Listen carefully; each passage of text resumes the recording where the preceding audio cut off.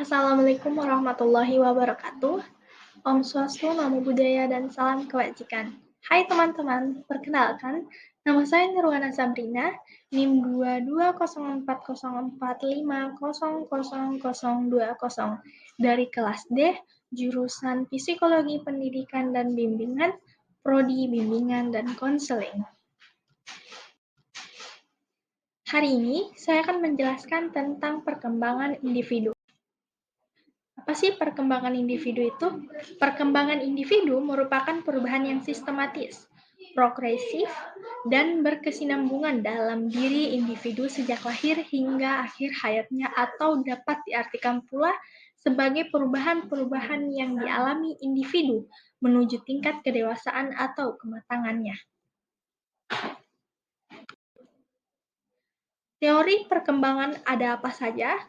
Yang pertama adalah teori perkembangan kognitif Piaget. Yang kedua, teori psikoanalitik Freud. Yang ketiga, teori psikoanalitik Erikson. Yang keempat, teori perkembangan belajar sosial. Dan yang terakhir adalah perkembangan perspektual Vygotsky. Yang pertama adalah teori perkembangan kognitif Piaget. Piaget adalah seorang tokoh psikologi kognitif yang besar pengaruhnya terhadap perkembangan pemikiran para pakar kognitif lainnya. Menurut Piaget, perkembangan kognitif merupakan suatu proses genetik, yaitu suatu proses yang didasarkan atas mekanisme biologis, perkembangan sistem syaraf. Dengan makin bertambahnya umur seseorang, maka makin komplekslah susunan sel syarafnya dan makin meningkat pula kemampuannya. Yang pertama adalah tahap sensori motor. Tahap ini menurut Piaget dimulai sejak umur 0-2 tahun. Pertumbuhan kemampuan anak tampak dari kegiatan motorik dan persepsinya yang sederhana. Ciri pokok perkembangan yang berdasarkan tindakannya dan dilakukan langkah demi langkah.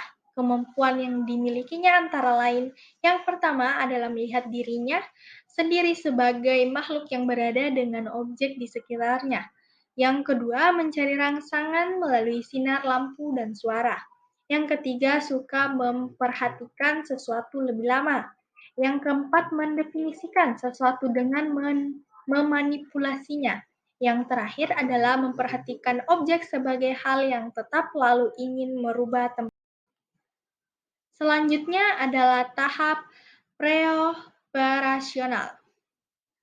Piaget mengatakan tahap ini dimulai antara usia 2-7 atau 8 tahun. Ciri pokok perkembangan ini adalah pada penggunaan simbol atau bahasa tanda, dan mulai berkembang konsep-konsep intuitif. Tahap ini dibagi menjadi dua, yaitu preoperasional dan intuitif. Preoperasional, umur 2-4 tahun. Anak telah mampu menggunakan bahasa dalam mengembangkan konsepnya. Walaupun masih sangat sederhana, maka sering terjadi kesalahan dalam memahami objek. Karakteristik tahap ini adalah yang pertama, self-counter yang sangat menonjol, lalu dapat mengklasifikasikan objek pada tingkat dasar secara tunggal dan mencolok. Selanjutnya mampu mengumpulkan barang-barang menurut kriteria, termasuk kriteria yang benar. Yang ketiga, tahap operasional konkret. Tahap ini berlangsung pada usia 7 atau 8 sampai 11 atau 12 tahun. Ciri pokok perkembangan pada tahap ini adalah anak sudah mulai menggunakan aturan-aturan yang jelas dan logis, dan ditandai adanya reversible dan kekekalan. Anak telah memiliki kecakapan berpikir logis, akan tetapi hanya dengan benda-benda yang bersifat konkret. Operasional adalah suatu tipe tindakan untuk memanipulasi objek atau gambaran yang ada di dalam dirinya. Karenanya, kegiatan ini memerlukan proses transformasi informasi ke dalam dirinya sehingga tindakannya lebih efektif. Anak sudah tidak perlu coba-coba dan membuat kesalahan, karena anak sudah dapat berpikir dengan menggunakan model kemungkinan dalam melakukan kegiatan tertentu. Ia dapat menggunakan hasil yang telah dicapai sebelumnya. Anak mampu menangani sistem klarifikasi. Yang keempat adalah tahap operasional formal. Ciri pokok perkembangan pada tahap ini adalah anak sudah mampu berpikir abstrak dan logis dengan menggunakan pola pikir kemungkinan, model berpikir ilmiah dengan tipe hipoteko-deduktif dan induktif. Sudah mulai dimiliki anak dengan kemampuan menarik kesimpulan, menafsirkan dan mengembangkan hipotesa. Pada tahap ini, kondisi berpikir anak sudah dapat bekerja secara efektif dan sistematis. Yang kedua adalah teori psikoanalitik Freud. Teori Freud mengenai kepribadian dapat dikitasarkan dalam rangka struktur dinamika dan perkembangan kepribadian. Menurut Freud, kepribadian terdiri atas 3 sistem atau aspek, yang yaitu id, yaitu aspek biologis, ego, yaitu aspek psikologis, dan superego, yaitu aspek sosiologis. Ketiga aspek itu masing-masing mempunyai fungsi, komponen, sifat, prinsip kerja, dinamika sendiri-sendiri, maupun ketiganya berhubungan dengan rapatnya sehingga tidak mungkin memisahkan pengaruh terhadap tingkah laku manusia. Tingkah laku selalu merupakan hasil kerjasama dari ketiga aspek itu. Yang ketiga adalah teori psikoanalitik Erikson. Erikson mengembangkan teori psikososial sebagai pengembangan teori psikoanalisis dari Freud. Di dalam teori psikososial disebutkan bahwa tahap perkembangan individu selama siklus hidupnya dibentuk oleh pengaruh sosial yang berinteraksi dengan individu yang menjadi matang secara fisik dan psikologis. Secara umum inti dari teori ini adalah perkembangan emosional sejajar dengan pertumbuhan fisik. Lalu adanya interaksi antara pertumbuhan fisik dan perkembangan psikologis. Lalu adanya keteraturan yang sama antara pertumbuhan fisik dan perkembangan psikologis. Dan yang terakhir, dalam menuju kedewasaan, perkembangan psikologis, biologis, dan sosial akan menyatu. Yang keempat adalah teori perkembangan belajar sosial. Teori belajar sosial dikembangkan oleh Badura yang menyatakan bahwa orang belajar dari satu sama lain melalui pengamatan, peniruan, dan modeling. Kemudian akan diterapkan atau ditiru. Penerapan akan diulang jika mendapatkan penghargaan dan tidak akan diulang jika mendapatkan hukuman. Teori pembelajaran sosial menekankan pada beberapa aspek, yaitu observational learning, atau belajar dari hasil pengamatan, atau modeling, yaitu belajar dengan menggunakan model atau secara langsung.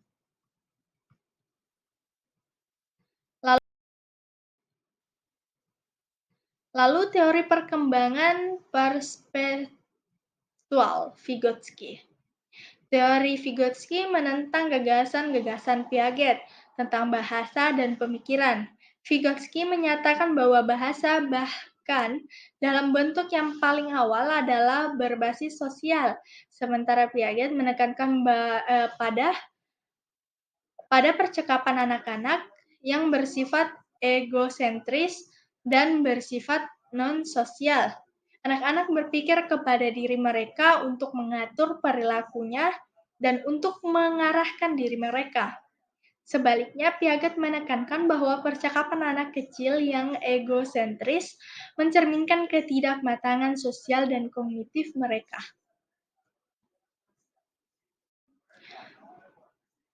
Meskipun pada akhirnya anak-anak akan mempelajari sendiri beberapa konsep melalui pengalaman sehari-hari, Vygotsky percaya bahwa anak akan jauh lebih maju dan berkembang jika berinteraksi dengan orang lain. Anak-anak tidak akan mengembangkan pemikiran operasional formal tanpa bantuan orang lain. Lalu tahap-tahap perkembangan individu. Yang pertama adalah embrionik. Fase embrionik adalah pertumbuhan dan perkembangan embrio pada saat masa kehamilan hingga melahirkan.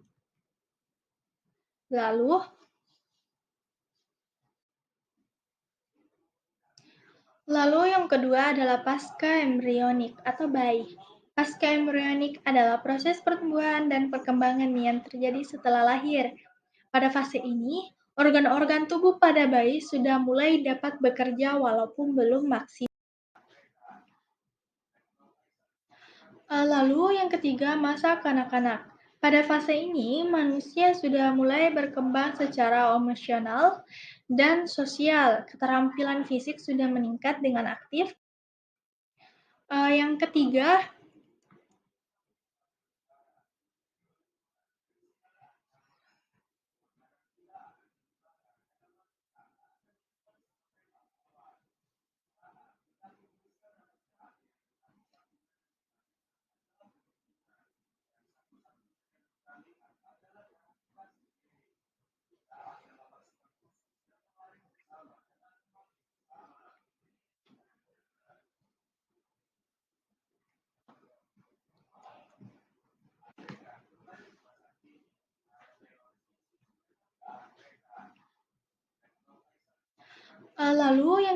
masa kanak-kanak.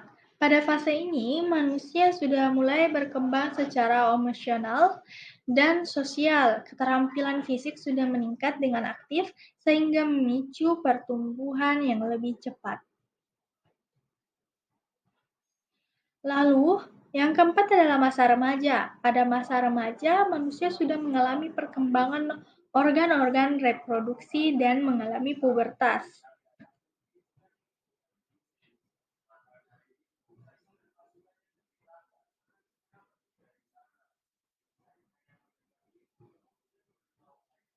Lalu, pada yang kelima adalah masa dewasa. Masa dewasa ditandai dengan berhentinya pertumbuhan fisik pada manusia. Tubuh bisa bertambah berat, namun sudah tidak bisa bertambah tinggi. Organ-organ tubuh juga sudah mengalami kematangan dan peningkatan kemampuan. Tingkat berpikir dan kematangan mental sudah jauh berkembang dibanding pada masa remaja.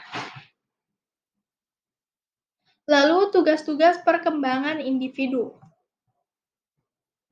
Tugas-tugas perkembangan individu, menurut Havighorst, tugas perkembangan adalah tugas-tugas yang harus diselesaikan individu pada fase-fase atau periode kehidupan tertentu. Dan apabila berhasil mencapai mereka akan berbahagia, tetapi sebaliknya apabila mereka gagal akan kecewa dan dicela orang tua atau masyarakat, dan perkembangannya selanjutnya juga akan mengalami kesulitan. Tugas-tugas perkembangan individu. Yang pertama adalah masa bayi dan anak-anak.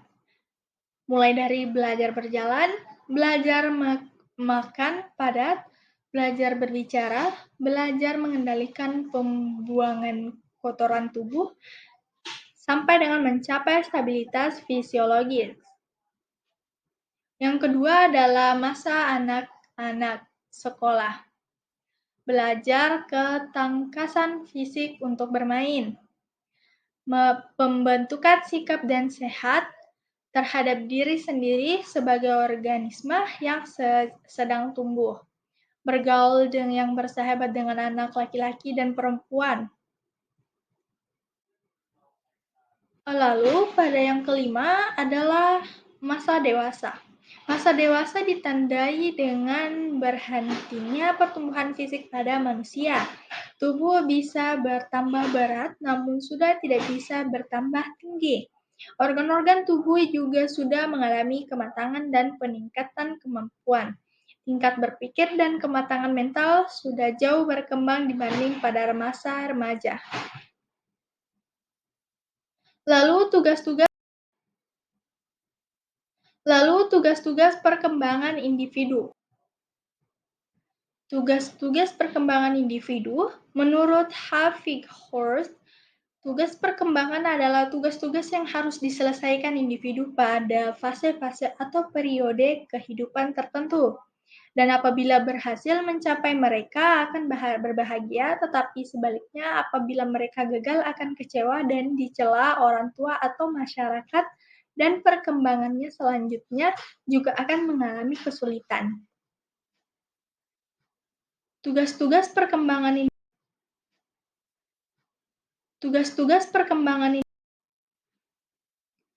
yang pertama adalah masa bayi dan anak-anak.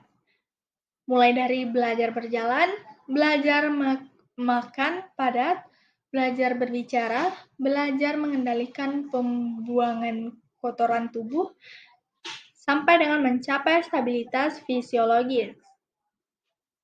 Yang kedua adalah masa anak-anak sekolah. Belajar ketangkasan fisik untuk bermain, pembentukan sikap dan sehat terhadap diri sendiri sebagai organisme yang sedang tumbuh, bergaul yang bersahabat dengan anak laki-laki dan perempuan. Mungkin hanya itu presentasi saya. Terima kasih. Assalamualaikum warahmatullahi Mungkin hanya itu presentasi saya. Terima kasih. Assalamualaikum warahmatullahi wabarakatuh.